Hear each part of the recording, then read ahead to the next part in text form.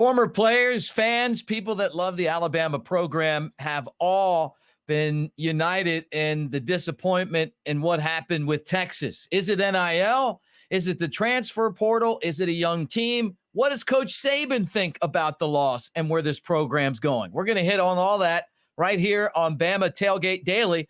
But first, let me ask you guys to join our roster. If you're not already part of the team, it's really easy to do. Like, subscribe, give us a thumbs up.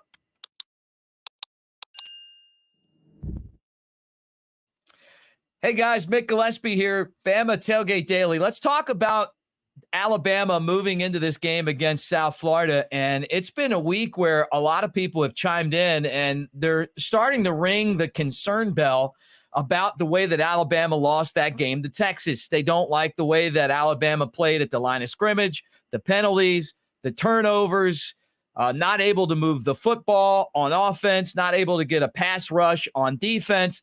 All of these things contributed to a 10-point loss at home, which is the worst that Alabama's had at home since Mike Shula was head coach in 2004 against South Carolina. And it's also the worst that Nick Saban's had at home since 2003 when he lost as LSU's head coach to Florida.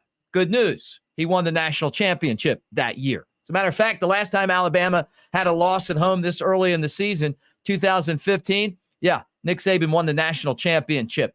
So in the press conference, I wanted to play this clip. Nick Saban is talking to reporters, and they're asking him, hey, what do you think about being criticized? And I thought that this was a great clip for us to talk about because I think it applies to this football team, but it also applies to life.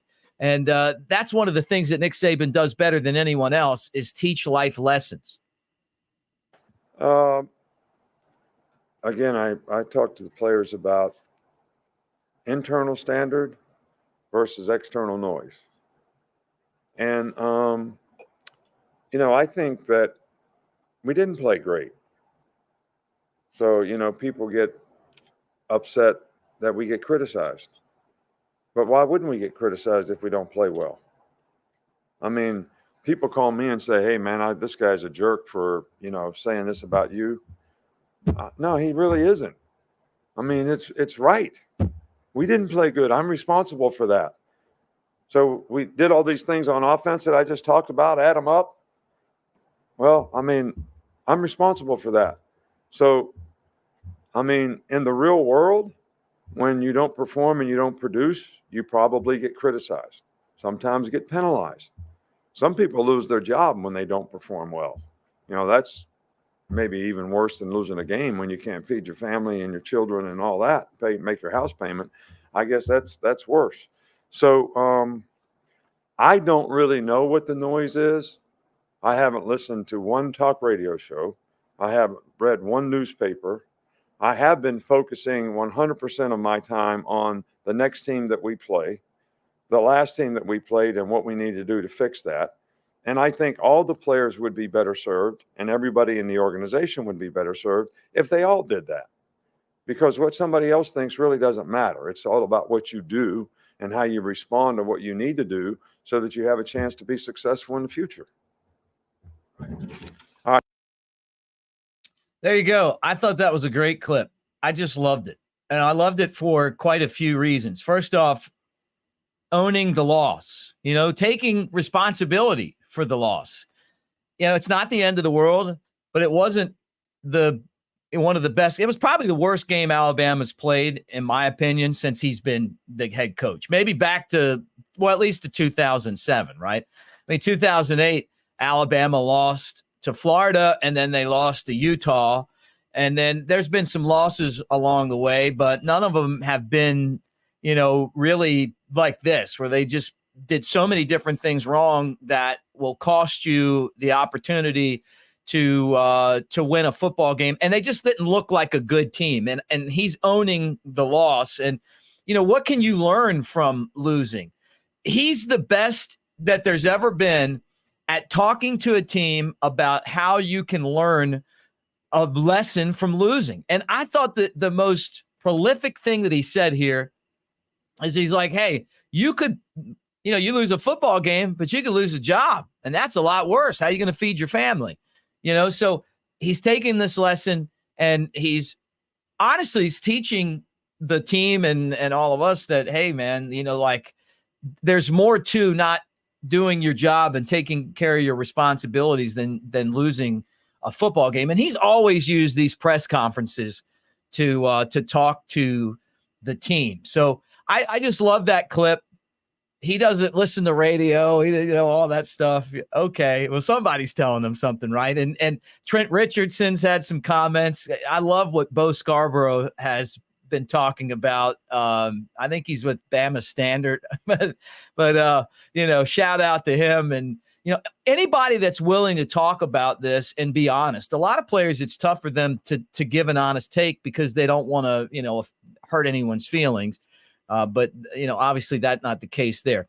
All right. Why is the SEC down in 2023? Because the league is not that good. And that could help Alabama because maybe it's not that bad. They play Ole Miss to start the season. And watching the game against Tulane, Ole Miss got pushed around at the line of scrimmage. Now, I know they won the football game by 17. Tulane's starting quarterback would have been in that game. It would have been different. And it was really close at the beginning. Texas A&M, they got beat down by Miami. LSU destroyed by Florida State. You can go on and on. South Carolina lost to North Carolina. It's just that type of year. The reason? Quarterback play. Look, it took Auburn 4 quarters to beat Cal, which really seems crazy. But last year, the league was stacked with great quarterbacks, including Bryce Young, right? This year, it's just not the case. You lose a lot of players to the NFL draft, and it feels like this is the first year where it really has affected the SEC overall. So, kind of interesting as you look at where things are moving forward. The big question has been, who's going to be quarterback when Alabama takes the field against South Florida? Is it going to be Jayne Milroe, or is it going to be Tyler Buchner? And I think it's going to be Buchner. I really do. I think Buckner's going to take the field. Tommy Rees is his offensive coordinator, now 2 stops at Notre Dame and at Alabama. But I just think that given what Nick Saban has said in the press conference, he's been very complimentary of Buchner all week, that, okay, you know what? Something's going to happen here. We're going to see him at quarterback. But I want to reiterate something that I talked about yesterday in the video, and that's don't give up on Jayne Milroe. Do not give up. Look, the guy threw a sweet deep ball. He's got the ability to run. All of these guys are going to have trouble reading defenses, I think. We'll find out if Buchner plays what he looks like under center. But Jayne Milroe can really change the dynamic of the offense. And I talked about it a little bit yesterday, and I just want to reiterate it today. If Urban Meyer could find a way to get a young Tim Tebow in the game and make a difference, then Alabama should be able to do that with Jayne Milroe. I mean, think about when offenses used to run the Wildcat. That's something that you could incorporate. But they've got to be more creative moving forward. And I hope that if it is Buchner at quarterback, that we still see Jayne Milroe.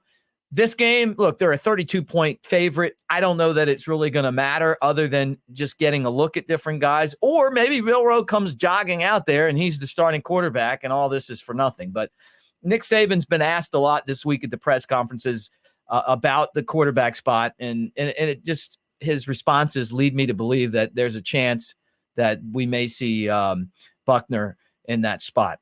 All right, guys, thanks for being here. We're closing in on 1,000 subscribers. As soon as we get there, I'm going to give away a Jalen Hurts full-size Daniel Moore print from New Life Art, like one of these guys right here. Look at this one or this one. One of you guys is going to get one on me for being part of the Bama Tailgate channel. So say Roll Tide and subscribe. All of you guys that have shared the channel, that have commented, that have been a part of this, honestly, I'm blown away. I think this has been just a great experience starting this up, and you guys have made this work. So thank you so much. And Roll Tide, everybody. Tomorrow, 5 to 7, show's going to be live from the Florida-Bama the world famous oyster bar and beach. I call it a resort beach bar down on Orange Beach and Perdido Key. So make sure that you tune in. And that's what this whole channel originally was built for, that show. But, we started to do the daily show, and we're going to keep on adding content. So you guys will have something to watch. And thank you for being a part of it. Roll Tide, everybody. We'll talk to you again live tomorrow.